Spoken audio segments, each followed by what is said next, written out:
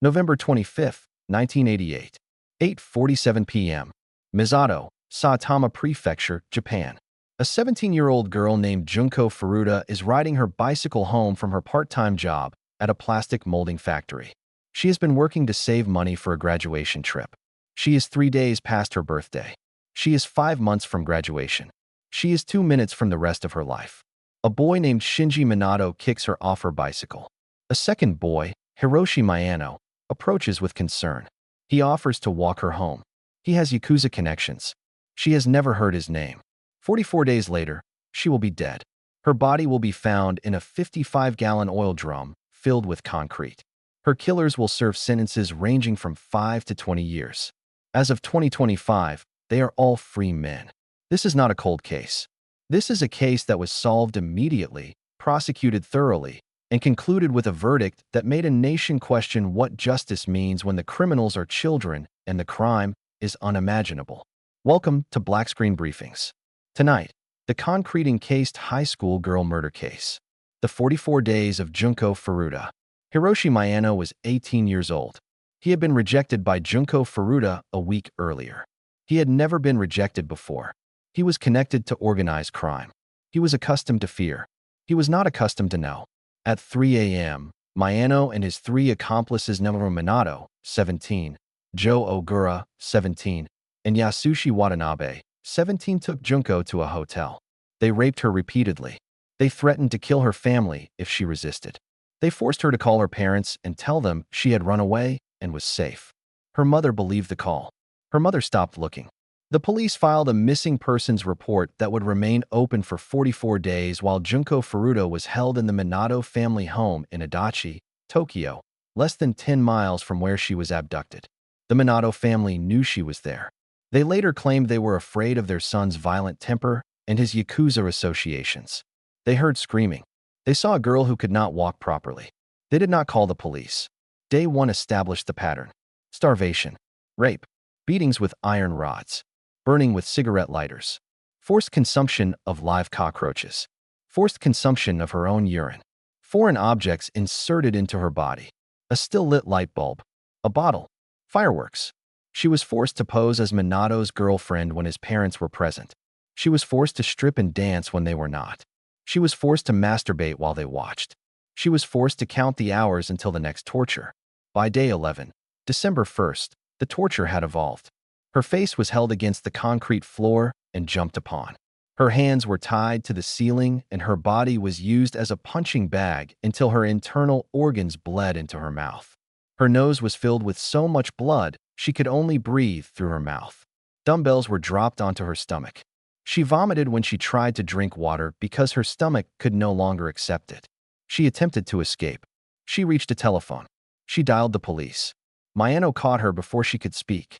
He told the operator he had dialed the wrong number. He hung up. He punished her by pouring lighter fluid on her feet and legs and setting her on fire. She went into convulsions. The boys thought she was faking. They set her on fire again. They put it out. She survived this round. By day 20, December 10th, she could not walk. Her leg burns were too severe. She crawled to the bathroom. It took over an hour. She was beaten with bamboo sticks, golf clubs, iron rods.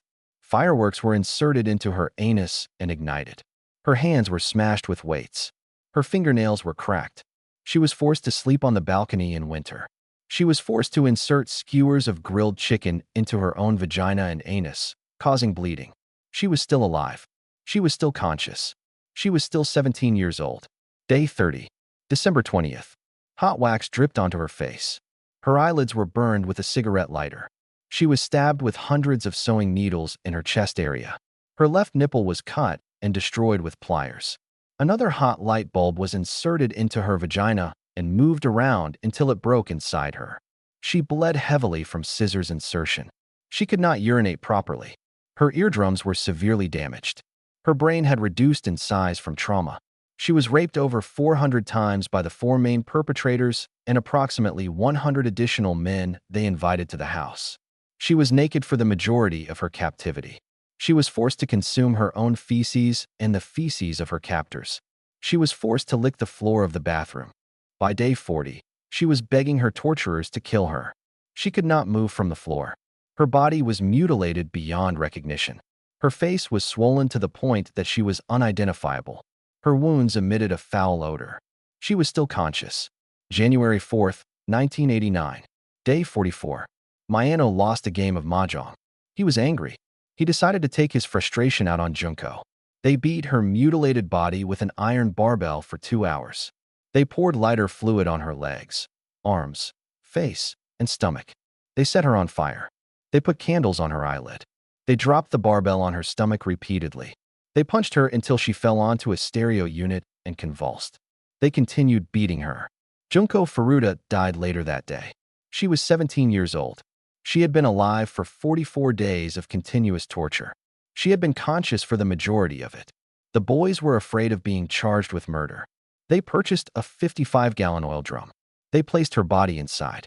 They filled it with concrete. They rolled it onto a cement truck. They dumped it in a tract of reclaimed land in Koto, Tokyo. They believed they would never be caught. They had already abducted and gang-raped another 19-year-old woman on December 27th, during Junko's captivity.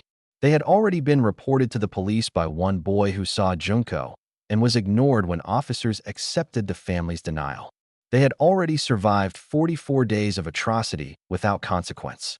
Minato and Ogura were arrested on January 5th for the abduction and assault of the second woman. During interrogation, Minato accidentally mentioned Junko's name. The police investigated. They found the drum on March 29, 1989. It had been there for 84 days. When Junko's mother was informed of what had happened to her daughter, she fainted. She required psychiatric outpatient treatment. Her daughter had been tortured for 44 days less than 10 miles from their home. Her daughter had called and said she was safe. Her daughter had been anything but safe. The trial concluded in July 1990.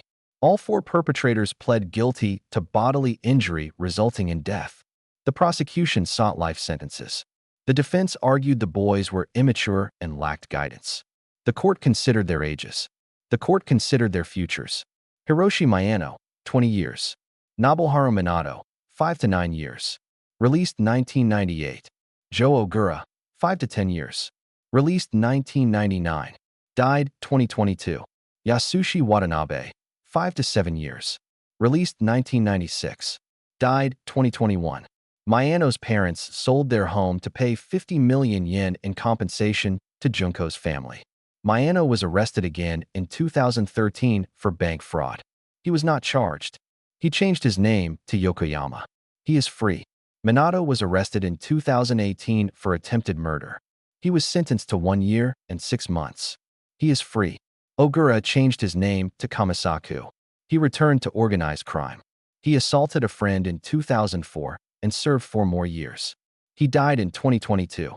Watanabe died of a neurodegenerative disease in 2021.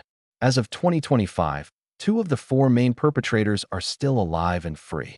The accomplices who participated in the rapes were never charged. The parents who heard the screaming were never charged. The police who failed to investigate the report were never disciplined. Junko Furuta is buried in Misato, Saitama. She would have been 54 years old in 2025. She would have graduated high school. She would have taken her trip. She would have become a singer, according to her friends. She would have lived. This has been a Blackscreen briefing. Sources include the Tokyo District Court trial records, the 1995 film Concrete Encased High School Girl Murder Case, directed by Kitsuya Matsumura, and verified reporting from the Japan Times and Mainichi Shimbun. The case is known in Japan as the Concrete Encased High School Girl Murder Case. It is considered the worst case of juvenile crime in the country's post-war history. It resulted in changes to Japan's juvenile justice laws. It did not result in the permanent incarceration of the perpetrators. 44 days. For boys. 100 accomplices. 2 living parents. 1 phone call that was believed. 1 escape attempt that failed. 1 drum of concrete. 1 grave. 1 mother who fainted. 1 nation that changed its laws.